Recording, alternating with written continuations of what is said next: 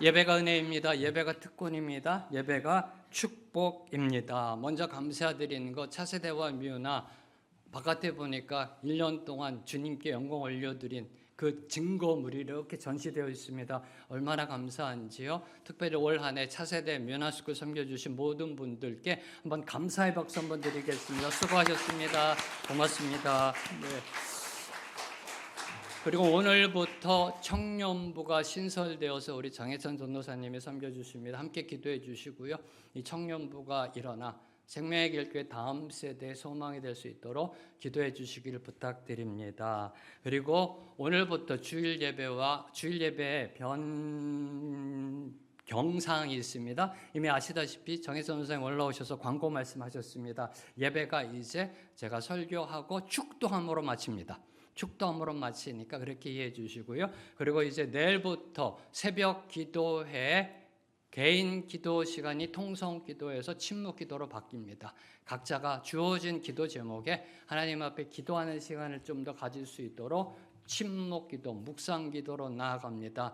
여러분이 기도해 주시고요. 이렇게 새로이 바뀐 그 예배 순서 가운데 하나님의 은혜가 임하게 되기를 선포합니다. 이제 12월입니다. 2025년 마지막 달, 2025년을 마무리하면서 2026년을 맞이하는 달입니다. 특별히 저희가 1월 첫째 주, 둘째 주는 전도 대상자를 작정합니다. 그때 가서 누구의 이름 적어내지 마시고요. 12월 한 달 기도하세요. 12월 한 달 기도하셔서 주님 보여주세요. 제가 복음 전도할 사람이 누구인지 기도하시고 한 달 동안 기도하시고 12월 기도하시고 1월 첫째 주, 둘째 주 하나님 앞에 그 전도 대상자를 올리는 그런 시간을 갖도록 하겠습니다. 오늘 주님이 예비하신 말씀 앞에 기도함으로 나아갑니다.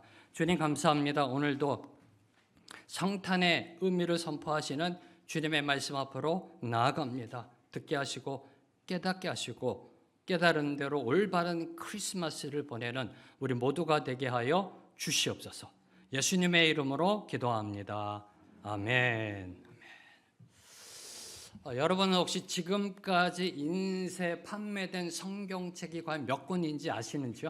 네, 지금까지 인쇄되고 판매된 성경책은 과연 얼마나 될까? 네, 인터넷, 핸드폰 치실 필요 없습니다. 모릅니다. 네, 모릅니다. 기네스 세계기록 웹사이트에 따르면요, 역사상 가장 많이 팔린 책은 기독교 성경이라 밝히며 지금까지 인쇄된 성경의 정확한 부수를 파악하는 것은 불가능하다라고 말하고 있습니다. 최근 자료에 의하면 지난 50년만을 놓고 볼 때 판매된 성경책이 무려 39억 권. 네, 판매된 성경책이 무려 39억 권이라고 합니다. 자, 보통 성경책의 두께가요, 대략 5cm 정도 됩니다. 저처럼 이렇게 두꺼운 거 말고요, 보통의 성경책, 성도님들이 갖고 다니시는 거, 캐리하기 쉬우신 거, 두께가 한 5cm 정도 되는데요. 이 5cm 되는 성경책 39억 권을 쌓으면 에베레스트 산이 몇 개요? 22,000개. 좀 실감이 오세요? 이제 아까 39억 권 그럴 때는 뭐 전혀 표정이 없으셨어요. 네, 이거를 쌓으면 에베레스트 산이 22,000개. 이걸 길게 늘어놓으면 지구를 약 20번 도는 거리. 지난 반세기 동안 참으로 상상을 초월하는 엄청난 부수의 성경책이 판매되었습니다. 저는 이 팩트 앞에 갑자기 이런 생각이 들더라고요. 자, 그러면 얼마나 많은 사람들이 성경책을 읽었을까? 네, 얼마나 많은 사람들이 지금까지 인류의 역사 가운데 성경책을 읽었을까? 그리고 성경을 읽고 예수님이 누구이신지 깨달았을까라는 그런 질문이 떠오르더라고요. 네, 성경을 과연 몇 명이나 읽고 그리고 그 읽은 사람들이 예수님을 올바로 깨달았을까? 왜요? 성경은 한마디로 말하면 예수 그리스도에 관한 하나님의 계시이기 때문에 네, 창세기 3장 15절부터 원복음이라고 그러죠. 예수 그리스도에 대한 예언으로 시작하여 요한계시록 주님이 다시 오신다라는 그 예언으로 끝나는 게 성경책입니다. 한마디로 예수 그리스도에 대한 하나님의 계시입니다. 구약 예수 그리스도 메시아가 오신다. 신약 예수 그리스도가 오셨다. 메시아가 오셨다. 이게 바로 성경입니다. 그 예수에 대하여 구약에서 이 예수에 대하여 가장 많이 언급한 인물이 누군지 혹시 아시는지요?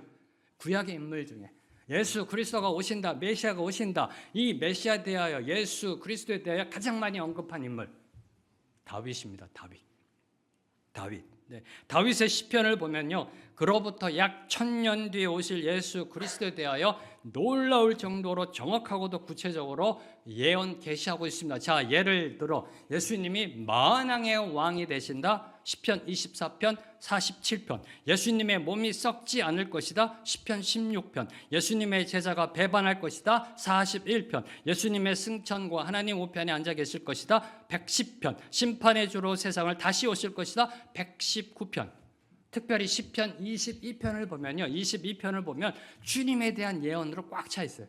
시편 22편을 보면 십자가에 달리신 예수님을 유대인들이 조롱할 것 7절 8절, 예수님의 옆구리에 창이 찔릴 것 16절, 예수님의 뼈가 꺾이지 않을 것 17절, 십자가 아래서 예수님의 옷이 나뉘어질 것 18절 등 이 시편에 보면은, 다윗의 시편을 보면요, 이 예수님의 탄생과 순환, 죽음과 부활, 그리고 승천과 재림 등에 대하여 정확무오하게 예언하고 있습니다. 이게 팩트입니다. 그렇죠? 이 부분을 여러분이 기억하셔야 돼요. 이 부분을 주목하셔야 돼요. 왜요? 자, 우리가 하는 말, 여러분이 하는 말, 여러분이 쓰는 글, 말이나 글은요, 우리의 생각을 대변합니다. 그렇죠? 말, 글, 생각을 대변하는 겁니다. 내가 무슨 생각을 하고 있는지, 어떤 생각을 하고 있는지, 그게 우리의 말로 나타납니다. 우리의 글로 나타납니다. 그렇죠? 말과 글은요, 단순히 정보를 전달하는 것을 넘어 우리 마음속의 의식 세계를 반영합니다.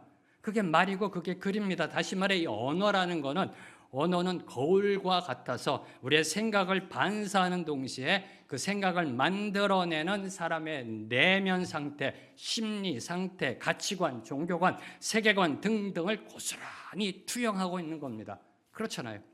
자, 이로 볼 때 다윗이 1000년 뒤에 오실 예수 그리스도에 대하여 글로 계시하였다 란 이 팩트를 볼 때 평소 다윗이 이 땅에 임할 하나님의 나라에 대한 비전과 그 나라를 이루는 메시아에 대하여 깊이 묵상하였음을 반증하고 있는 겁니다.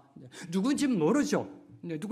언제 오실지는 모르죠. 그러나 성경이 약속하고 있는 그 메시아, 하나님이 약속하신 그 메시아를 생각했다라는 겁니다. 늘 묵상했다는, 그러니까 이 말로 나오고 글로 나오는 거죠.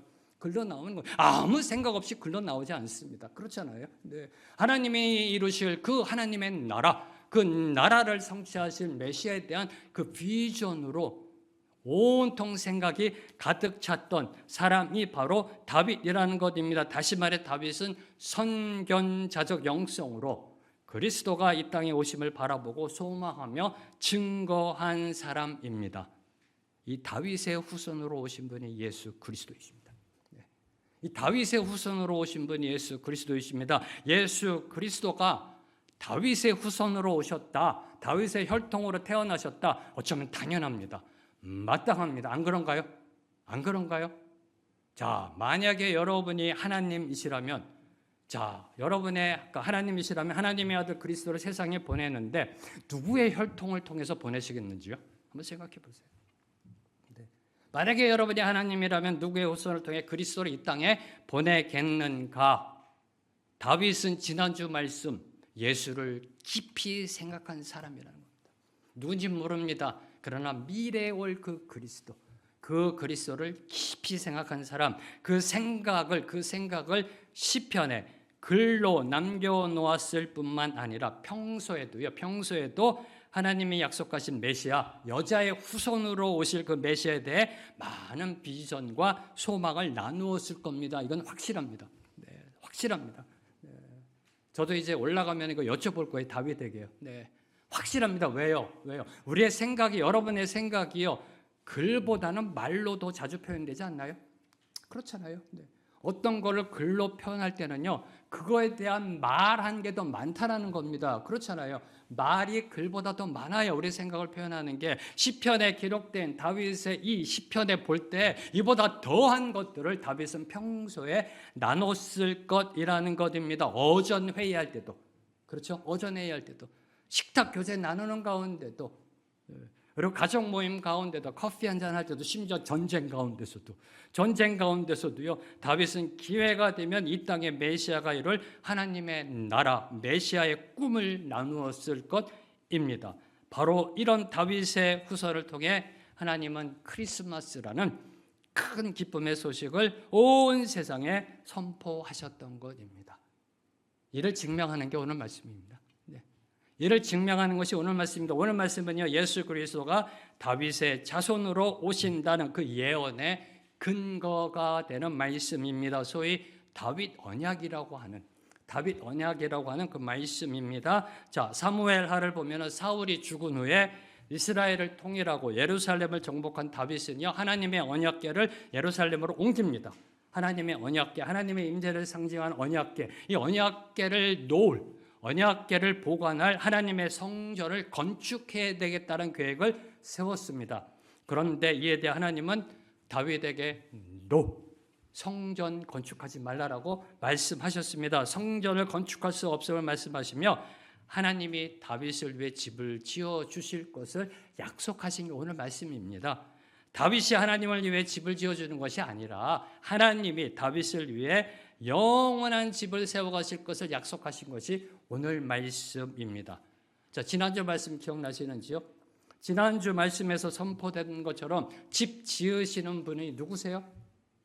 하나님이세요. 집 지으시는 분은. 네. 온 우주 만물을 만드신 분은 하나님이십니다. 그 하나님이 다윗 왕조를 향해 영원한 언약을 선포하셨습니다. 오늘 말씀 8절, 9절 말씀, 두 구절 말씀 함께 읽습니다. 시작. 그러므로 이제 내 종 다윗에게 이와 같이 말하라. 만군의 여호와께서 이와 같이 말씀하시기를 내가 너를 목장 곧 양을 따르는 데에서 데려다가 내 백성 이스라엘의 주권자로 삼고 내가 가는 모든 곳에서 내가 너와 함께 있어 내 모든 원수를 내 앞에서 멸하였은즉 땅에서 위대한 자들의 이름같이 내 이름을 위대하게 만들어 주리라. 자, 하나님은 다윗을 향해서요, 그의 왕조를 영원히 세우겠다. 즉 다윗 언약을 선포하시기 전에 특별히 두 가지 사항을 언급하셨습니다. 특별히 두 가지 사항을 다윗에게 상기시켜 주셨습니다. 먼저 8절을 보면요, 하나님은 다윗을 양을 치던 목동의 자리에서 취하여 이스라엘의 주권자로 삼으셨음을 상기시키고 있습니다. 내가 너를, 하나님이 다윗을 목장 곧 양을 따르는 데에서 데려다가 내 백성 이스라엘의 주권자로 삼고 라고 말씀하고 계십니다.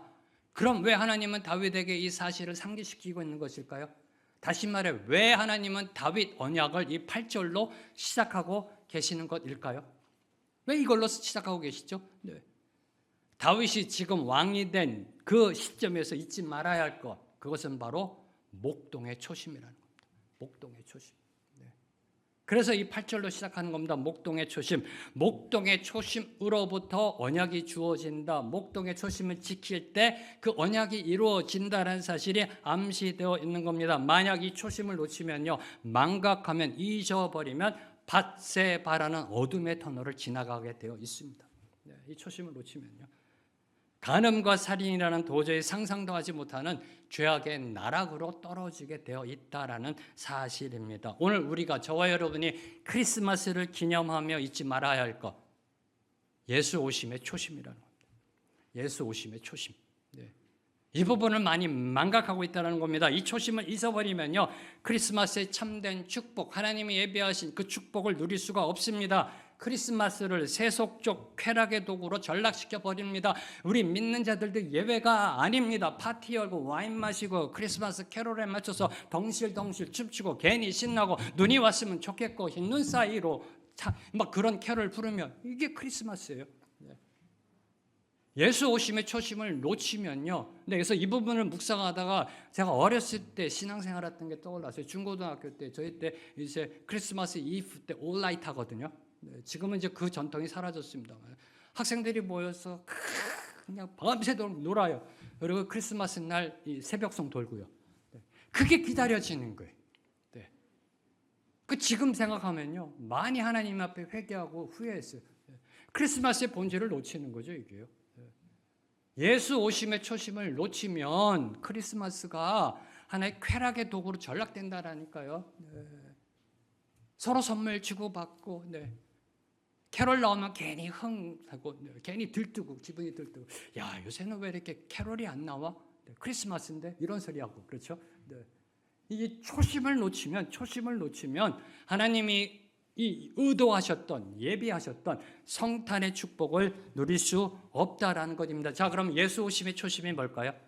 예수 오심의 초심이요? 자, 이 질문을 이렇게 던집니다. 2000년 전 하나님의 아들 그리스도가 이 땅에 오신 곳이 어디인가요? 어디로 오셨나요? 마구간이라는 겁니다. 마구간. 마구간 중에서도 어디요? 여물통. 구유라고 그러죠. 구유.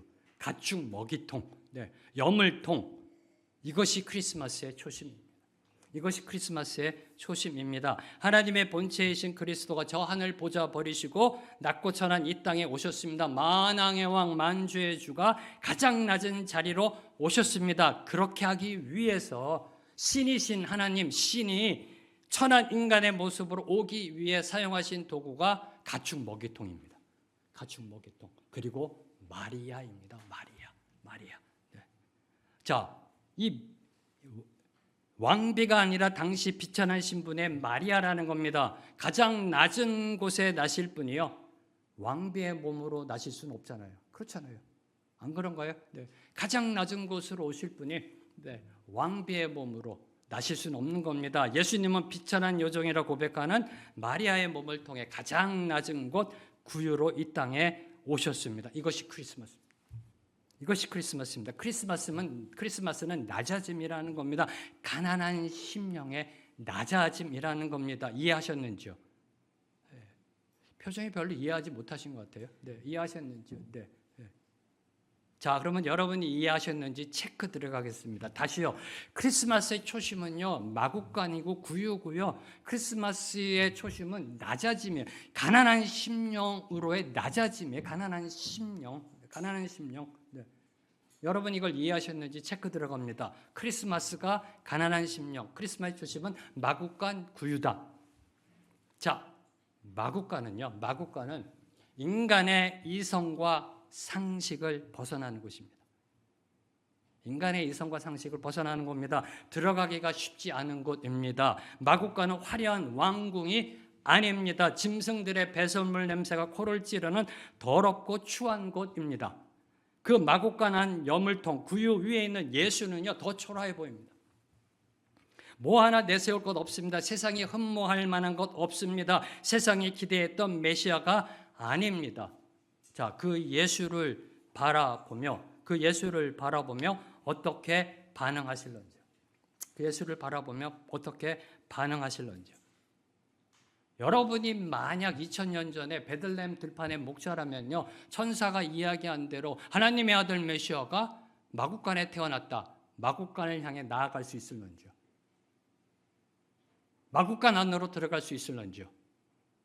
마구간 안에 가축 먹이통 위에 있는 그 아기를 보고 아버지 보니 무슨 목수 요셉 가난하고요, 어머니 보니 좀 형편없고 뭐 없는 집안이고 뭐 배운 거 없는 거 같고 천한 계층의 사람들 같고 거기 아이 하나가 있는데 여러분이 마구간 들어가자마자 할렐루야 그리스도 하나님의 아들 할렐루야 할 수 있으세요? 솔직히 한번 묵상해 보세요. 네. 여러분이 마구간 안으로 들어갈 수 있는가?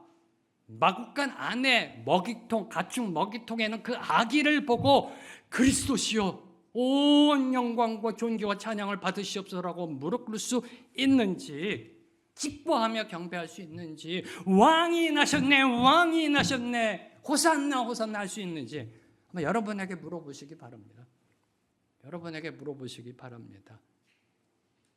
아마도 천사가 잘못 알려줬나? 여기가 아닌가? 번지수 잘못 찾아왔나? 라는 생각을 갖게 되지는 않을런지요. 세상은요, 인간은요, 예수님의 마구간 앞에서, 여물통 앞에서 둘로 나뉘어집니다. 예, 들어가는 자와 거부하는 자. 여러분 어느 쪽이신지요? 기억하시면 내가 있는 자리가 구유의 자리가 될 때 크리스마스가 성탄이 됩니다. 크리스마스가. 네. 할러데이가 아니라 성탄이 됩니다. 성탄. 성탄의 은혜에 그저 감사하며 십자가를 지고 예수님을 따라갈 수 있습니다. 자, 다음으로 9절을 보면요. 다윗이 어디로 가든지 하나님이 그와 함께 있어 모든 대적을 물리치셨음을 상기시켜 주시며 이 세상에서 다윗의 이름을 존귀하게 만들어 주겠다고 하나님이 약속하고 계십니다. 네가 가는 모든 곳에서 내가 너와 함께 있어 너의 이름을 위대하게 만들어 주리라. 할렐루야. 네. 인생의 축복의 본질은요. 인생의 축복의 본질은 하나님의 함께 하심입니다. 하나님의 함께 하심. 임마누엘. 아닌가요? 다 아시잖아요. 온 우주 만물의 창조자 주권자가 나와 함께하고 계신데 이게 인생의 축복의 본질이죠. 하나님의 함께하심이 우리 인생의 정답입니다. 우리 인생을 그 어떤 것보다도 존귀하며 보배롭고 위대하게 만들어주는 것 오직 하나님의 임재밖에 없습니다. 하나님이 함께하시고 우리의 인생을 이끌어야 정답의 인생 살아갈 수 있습니다. 여러분의 인생 지금 한번 뒤돌아보면서 한번 생각해 보세요. 여러분의 인생이요. 여러분의 뜻대로, 여러분의 생각대로 살아온 것 제대로 살아오셨는지요? 하나님이 이끄시는 대로 하나님이 함께 하시며 인생을 살아가는 것이 이 세상에 있어서의 정답을 사는 인생, 후회하지 않는 인생, 그러한 인생을 살아가게 되는 겁니다. 이 임마을의 축복을 저와 여러분에게 주시려고 크리스마스를 만드셨던 겁니다. 이 임마누엘의 축복을. 하나님이 함께 하시며 이 축복을 저와 여러분의 인생을 올바로 제대로 정답의 삶을 살아갈 수 있도록 하나님이 크리스마스를 만드셨던 겁니다. 다시 말해 크리스마스의 축복은 산타의 선물이 아니라 하나님의 임마누엘입니다. 하나님의 함께 하심. 그래서 그분이 오신 거예요. 그분이 오신 거예요. 보라 처녀가 잉태하여 아들을 낳으리니 그의 이름을 임마누엘이라 하리라. 임마누엘이라 하리라. 이게 크리스마스의 진정한 축복임을 오늘 말씀은 8절과 9절은 먼저 선포하고 있습니다. 자, 이제 이어지는 10절, 11절에서 하나님은요 친히 세우시는 다윗 왕조를 통해 이스라엘에 평강이 임할 것을 약속하셨습니다. 그리고 특히 11절 마지막을 보면요. 11절 마지막을 보면 하나님이 다윗을 위하여 집을 지어주실 것을 약속하셨습니다. 여호와가 또 너에게 이르노니 여호와가 너를 위하여 집을 짓고 라고 선포하고 있습니다. 여호와 하나님께서 다윗에게 말합니다. 여호와가 너를 위하여 집을 짓는다. 여호와 집을 짓는다. 자, 여기서 주목한 게 이 집이라는 겁니다. 집이라는 단어가요. 다윗 언약의 키워드입니다. 키워드. 네, 키워드. 하나님이 다윗을 위하여 집을 짓는 것 이것이 다윗 언약의 핵심이고요. 다윗에게 주어진 축복의 절정이자 성경의 모든 언약의 중심축입니다. 이게 하나님이 다윗을 위하여 집을 지어준다라는 이게요 모든 언약의 중심축이에요. 다윗을 향한 하나님의 축복의 절정입니다. 자, 그러면 집이란 뭘까요? 집이란 아파트인가요? 콘도인가요? 별장인가요? 네. 이 집이란 무엇일까요? 자, 다윗은 이 집을 하나님이 거하실 성전이란 의미로 사용하였습니다. 성전을 짓겠다라고. 그런데 하나님이 말씀하신 그 집은 다윗 왕조를 상징하는 말로 이 집이라는 용어를 사용하셨던 것입니다. 여호와가 너를 위하여 다윗을 위하여 집을 짓고 이는 다윗을 위하여 다윗 왕조를 지어 가시겠다는 말씀입니다. 자, 그러면 하나님이 다윗 왕조를 짓는다. 뭘 의미할까요? 하나님이 약속하셨습니다. 다윗에게 내가 너를 위하여 다윗 왕조를 짓겠다. 세워가겠다. 어떻게 다윗 왕조가 지어져 가는가요? 이를 보여주는 것이 이제 12절부터 16절입니다. 먼저 12절 말씀 함께 읽습니다. 시작. 수 안에 쳐서 내 조상들과 함께 누울 때에 내가 내 몸에서 날 내 씨를 내 뒤에 세워 그의 나라를 견고하게 하리라. 자, 이는 다윗이 죽은 후 다윗의 몸에서 난 자식을 다윗의 후계자로 세워 그 나라를 견고하게 하시겠다라는 하나님의 선언입니다. 하나님의 선포입니다. 하나님의 약속입니다. 이대로 이루어졌고 이루어지고 있습니다. 네.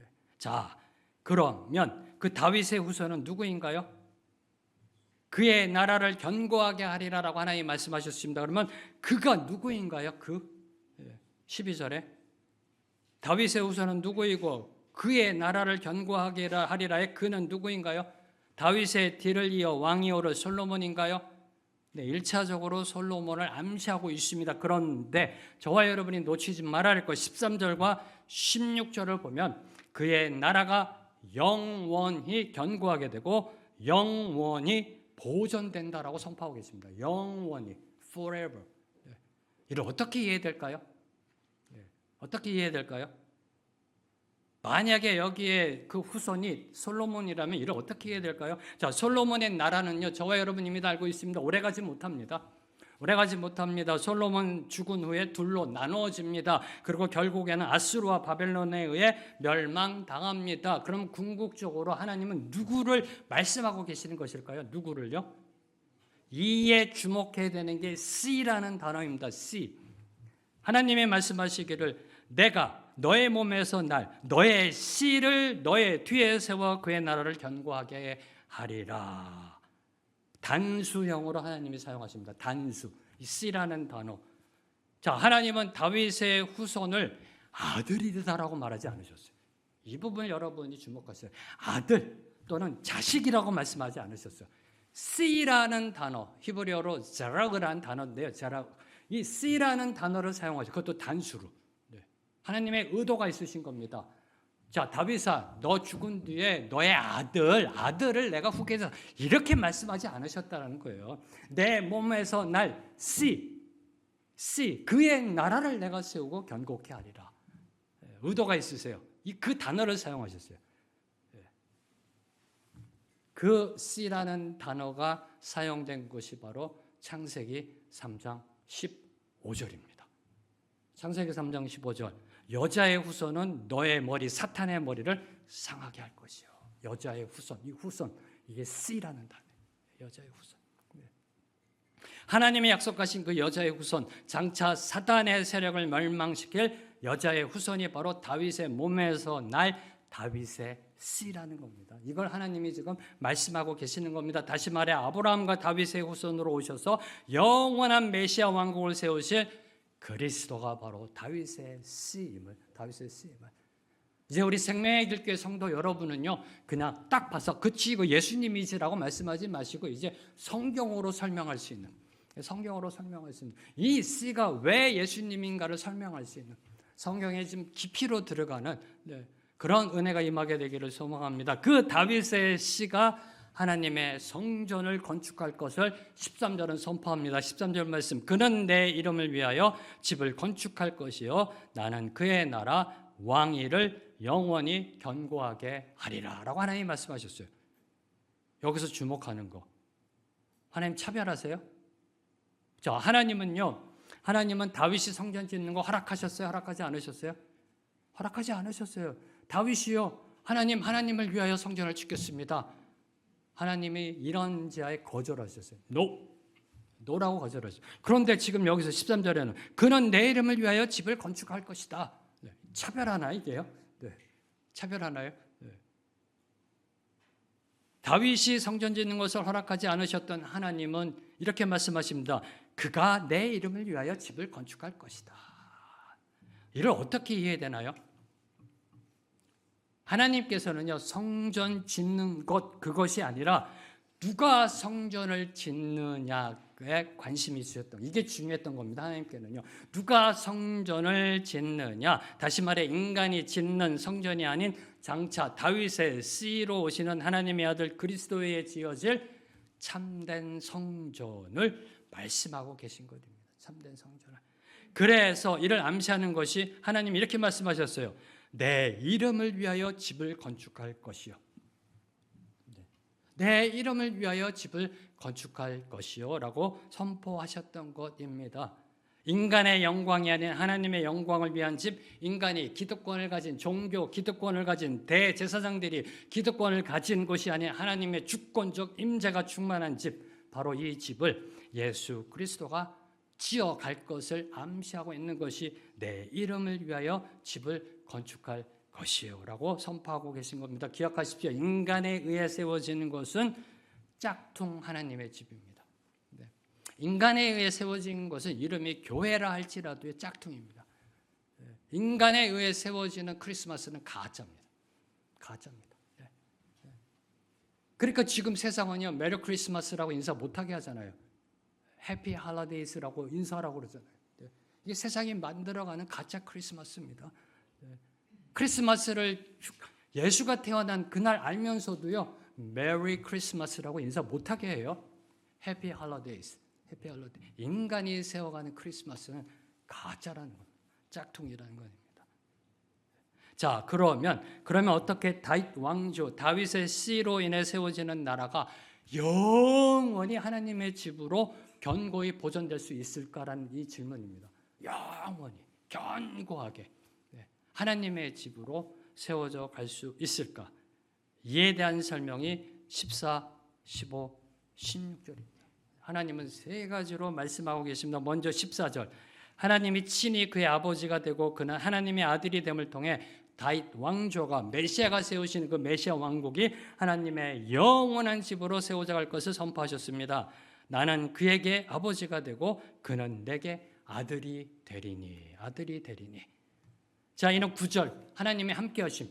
9절 하나님의 함께하심이 무엇인지를 보여주고 있는 겁니다. 하나님의 함께하심, 그 함께하심은 바로 부모, 자녀 간의 친밀한 인격적 관계를 말씀하고 있는 겁니다. 부모, 자식 간의 그 천륜적 관계, 다시 말해 하나님은 아버지로, 부모로 늘 항상 저와 여러분의 곁을 지키시겠다는 겁니다. 네. 늘 항상 하나님의 백성들 지키시고 보호하시겠다는 겁니다. 특별히 그의 나라, 메시아가 세우시는 그의 나라를 지켜 보호하시겠다는 말씀입니다. 이 말씀이 다윗의 씨 예수 그리스도께 성취됨을 신학 성경은 계속해서 증거하고 있습니다. 히브리서 1장 5절에 보면 하나님께서 어느 때 천사 중 누구에게 너는 내 아들이라 오늘 내가 너를 낳았다 하셨으며 또다시 나는 그에게 아버지가 되고 그는 내게 아들이 되리라 하셨느냐라고 선포하고 있습니다. 오직 예수 그리스도에게만 선포하셨다. 그리고 특별히 누가복음 1장 32절 33절을 보면요, 천사 가브리엘이 예수님께서 오실 탄생할 것을 미리 수태고지 마리아에게 고지하면서 하셨던 말씀입니다. 누가복음 1장 32, 33절 말씀, 두 구절 말씀 함께 읽습니다. 시작. 그가 큰 자가 되고 지극히 높으신 이의 아들이라 일컬어질 것이요 주 하나님께서 그 조상 다윗의 왕위를 그에게 주시리니 영원히 야곱의 집을 왕으로 다스리실 것이며 그 나라가 무궁하리라. 큰 자가 되고 지극히 높으시니 하나님의 아들이라 일컬어질 것이다. 하나님이 그 조상 다윗의 왕위를 그에게 태어날 그 예수에게 주리니 영원히 야곱의 집 이스라엘의 집을 왕으로 다스릴 것이며 그 나라가 무궁하리라. 자, 성경은요, 다윗의 후손으로 오신 예수, 유대 청년 예수, 나이는 한 30살 정도 된 예수가 하나님의 권위와 통치권을 이어받아 온 우주 만물을 다스리시는 만왕의 왕이심을 증거하고 있습니다. 하나님이 다윗에게 축복하며 예언한 집, 그 집이 궁극적으로 예수님을 통해 세워질 메시아 왕국, 그의 나라임을 선포하고 있습니다. 자, 어떻게 예수 그리스도가 세우신 그 집, 다윗 왕조, 그 집이 어떻게 영원히 견고하게 세워져 가는가? 하나님의 아버지이시니까. 아주 심플합니다. 하나님의 아버지이시니까 책임지시겠다는 겁니다. 끝까지 책임지시겠다. 자, 두 번째로 다음 15절을 보면 하나님의 은총으로 세워져 감을 강조합니다. 15절 말씀. 내가 너의 앞에서 물러나게 한 사울에게서 내 은총을 빼앗은 것처럼 그에게서 빼앗지는 아니하리라. 네. 여기서 은총으로 번역된 원어가 여러분이 익히 들은 헤세드라는 단어입니다. 히브리어 헤세드. 하나님의 인자, 영원하신 사랑, 신실하신 사랑, 변함없으신 그 사랑을 의미하는 그 헤세드입니다. 그 헤세드. 이 사랑, 이 언약적 사랑이요, 그의 나라 가운데 충만히 임한다는 겁니다.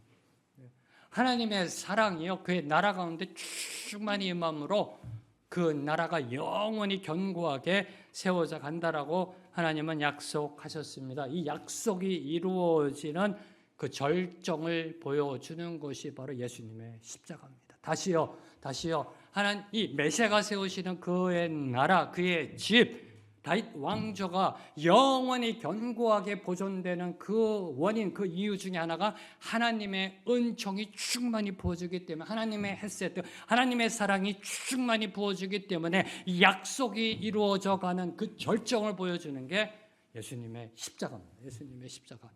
로마서 5장 8절 말씀. 로마서 5장 8절 말씀 함께 읽습니다. 시작. 우리가 아직 죄인 되었을 때 그리스도께서 우리를 위하여 죽으심으로 하나님께서 우리에 대한 자기의 사랑을 확증하셨느니라. 우리를 향한 하나님의 사랑이 확증된 것, 이게 바로 십자가임을 선포합니다. 크리스마스는 하나님의 은총, 헤세드의 확증입니다. 주님이 오신 것, 이 땅에 오신 것, 그 크리스마스는 해피 할로데이스가 아니라 하나님의 은총, 하나님의 헤세드의 확증 보여주는 증거가 된다는 겁니다. 그 확증은 예수님의 십자가 죽음으로 입증되었고요. 그 입증된 헤세드는 예수님의 부활을 통해 오늘도 영원히 계속해서 선포되고 있습니다. 자, 세 번째로 16절 말씀. 다윗 왕조를 통한 하나님의 집은 하나님의 주권적 의지에 의하여 세워져 갑니다. 자, 어떻게 이 예수 그리스도가 세우는 집, 이 집이 영원히 견고하게 보존되는가? 첫째, 하나님의 아버지가 되신다. 하나님이 책임져. 두 번째, 하나님의 은총, 헤세드, 사랑의 충만함으로 덮어 이끄신다. 세 번째, 하나님의 주권적 의지로. 창조주이신, 절대자이신 그분의 주권적 의지로 이끄신다. 16절, 너의 집과 너의 나라가 내 앞에서 영원히 보존되고 내 왕위가 영원히 견고하리라 하셨다 하라. 하나님이 말씀하셨습니다. 자, 앞서 11절을 보면요. 11절을 보면 이렇게 되어 있습니다. 여호와가 너를 위하여 집을 짓고, 누가 집을 져요? 하나님이. 12절, 내가 그의 나라를 견고하게 하리라. 13절, 나는 그의 나라 왕위를 영원히 견고하게 하리라. 주님이 말씀하셨으면요, 그대로 이루어집니다. 그대로 이루어집니다. 주님의 주권적 의지가 선포된 겁니다. 하나님이 하시겠다라면 그대로 이루어지게 되어 있습니다. 그리고 16절 선포하고 있는 겁니다. 하나님의 주권적 의지에 의해 세워진 다윗 왕조와 그 나라가 영원히 보존되며 그 왕위가 영원히 견고하리라는 선언은 다윗 언약의 절정입니다. 절정. 자, 이 대목에서 갑자기 퀘스천 마크가 올라왔어요. 퀘스천 마크. 이스라엘의 역사를 보면요, 다윗이 통일 왕국을 설립한 후에 424년 만에 바벨론에 의해 멸망당하였습니다. 이게 역사적 사실이에요. 424년 만에. 자, 이런 우리나라 고려시대가 아마 역사가 474년일 거요. 조선시대 역사 518년인가요? 이 조선시대, 고려시대 역사보다 짧은 역사예요. 이스라엘의 역사가, 통일 이스라엘의 역사가. 자, 그럼 다윗 왕조가 영원히 보존되고 견고하리라는 하나님의 약속은 공수표가 됐나요? 공수표인가요? 아니죠. 오늘 말씀, 이 다윗 언약은 선포된 지 약 1000년 뒤 다윗의 씨로 오신 예수 그리스도를 통하여 온전히 성취되었다라는 사실입니다. 성취되었다. 바로 이 예수 그리스도의 오심을 기억하며 경배하는 것이 크리스마스라는 겁니다. 오늘 말씀을 맺겠습니다. 자, 하나님이 다윗의 후손으로 오신 예수님을 통해 지으신 집, 그 집은 예루살렘 성전이 아닙니다. 교회 건물이 아닙니다. 성전이나 교회 건물이 아니라 믿는 자들의 모임, 저와 여러분의 모임, 교회. 하나님이 영원히 견고히 세워가시는 그리스도의 집은 교회입니다. 그리스도를 머리로 하는 몸된 저와 여러분, 예배당이 아니라 예배입니다. 주님을 예배하는 저와 여러분의 마음입니다. 24시간 365일 그 삶을 가리키고 있는 겁니다. 왜요? 저와 여러분이 그의 집이니까. 지난주 말씀. 우리가 그의 집이다라고 지난주 말씀. 저와 여러분이 그의 집이니까, 하나님의 성전이니까. 감사하지 않으세요? 내가 하나님의 집이다. 오늘 말씀 속에 선포된 크리스마스가 왜 이 땅에 임했는지요? 그의 집을 짓기 위하여, 그리스도의 집을 짓기 위하여 크리스마스가 이 땅에 임한 겁니다. 예수가 이 땅에 오신 겁니다. 하나님의 집을 짓기 위하여, 이 땅에 영원한 하나님의 집을 세워가기 위하여 하나님의 아버지가 되시고 하나님의 사랑의 충만함이 넘쳐나고 하나님의 주권적 의지로 이루어가는 그 하나님의 집, 그 집이 바로 저와 여러분이라는 나라는 겁니다. 내가 예수 그리스도의 집이다. 그저 감사하고요. 그저 찬양밖에 안 나오더라고요. 이 사실을 묵상하며 그냥 입에서 나온 찬양이요, Amazing Grace, Amazing Grace. 놀랍지 않으세요? 그분의 은혜가 Amazing Grace. 우리나라 찬양으로는 나 같은 죄인 살리신, 나 같은 죄인 살리신. 오늘 말씀의 은혜를 생각하며 함께 찬양하며 나아갑니다.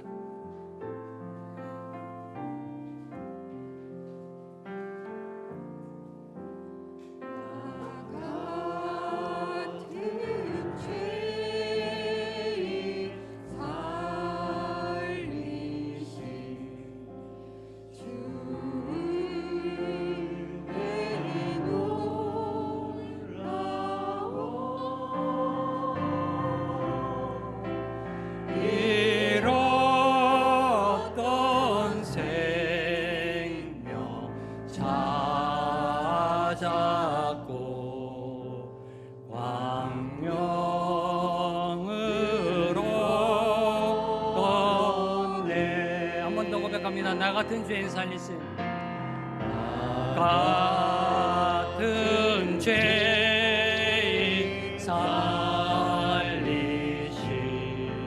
주의 놀라운 잃었던 생명 찾았고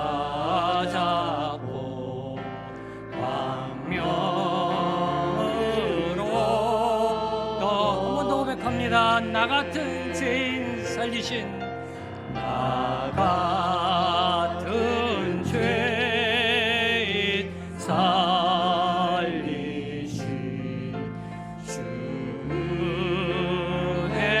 놀라운 잃었던 생명 찾아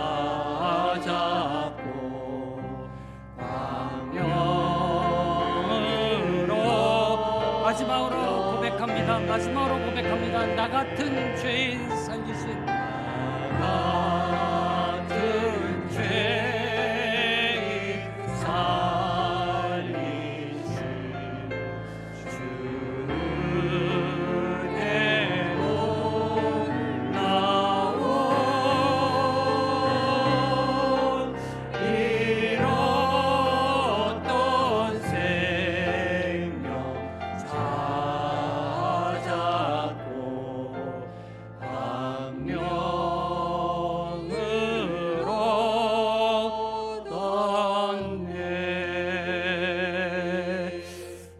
감사합니다.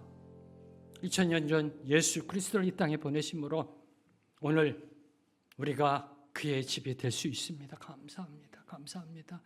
하나님의 아버지가 되시고 하나님의 은총이 충만한 그의 집, 하나님의 주권적 의지로 세워져 가는 그의 집, 그의 집이 내가 그의 집이라는 사실, 주님 감사합니다.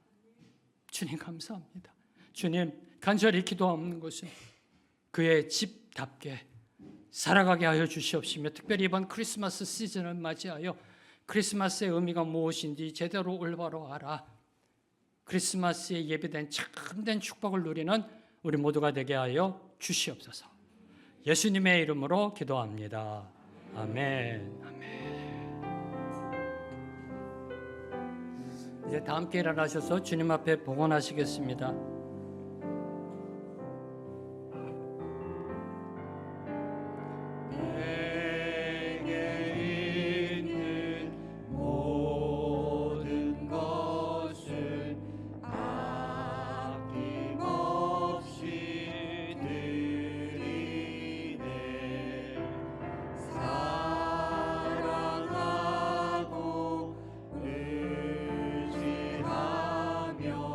주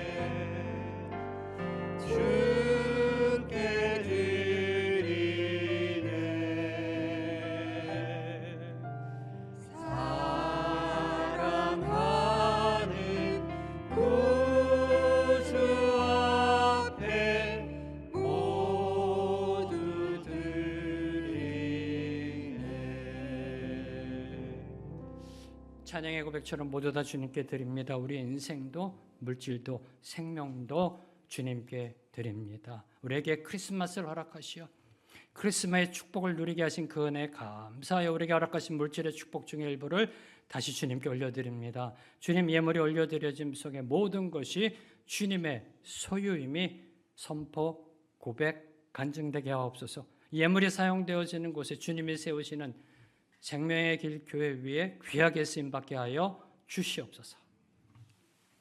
이제는 우리 주 예수 그리스도의 은혜와 하나님 아버지의 무한하신 사랑과 성령님의 교통하심이 오늘 주신 말씀 붙잡고 그의 집답게 살아가기로 결단하는 주님의 모든 백성들 위에, 주님의 모든 교회와 선교사님들과 이 나라 이 민족 위에 지금부터 영원토록 함께 하시길 간절히 축원합니다.